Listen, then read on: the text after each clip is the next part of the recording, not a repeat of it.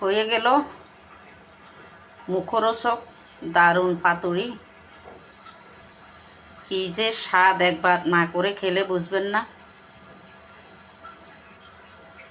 অনেক স্বাদ।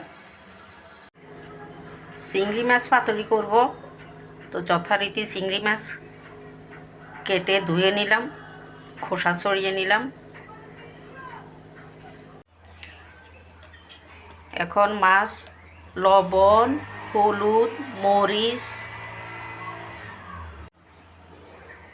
পেঁয়াজ বাটা, রসুন বাটা, সরিষার তেল সব কিছু দিয়ে মেখে নিলাম, মানে ম্যারিনেট করে নিলাম। এখন 10 মিনিট রাখবো।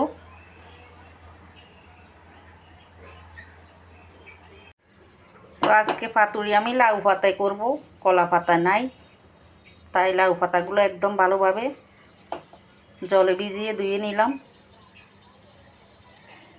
এখন লাউ পাতায় মাছগুলো দিয়ে দিব। মাছে ধনে পাতা অ্যাড করে দিচ্ছি।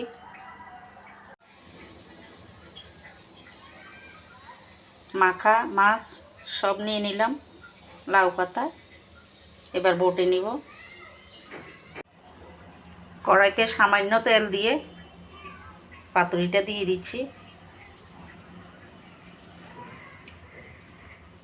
এক পিঠ করে উল্টিয়ে পাল্টিয়ে সেদ্ধ করে নিব।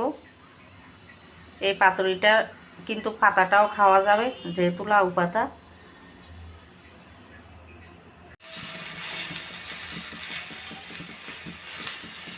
এক পিঠ হয়ে গেছে, উল্টিয়ে দিলাম।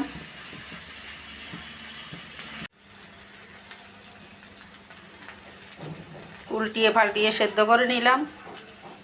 হয়ে গেল লাউ পাতায় চিংড়ি মাছ পাতুরি।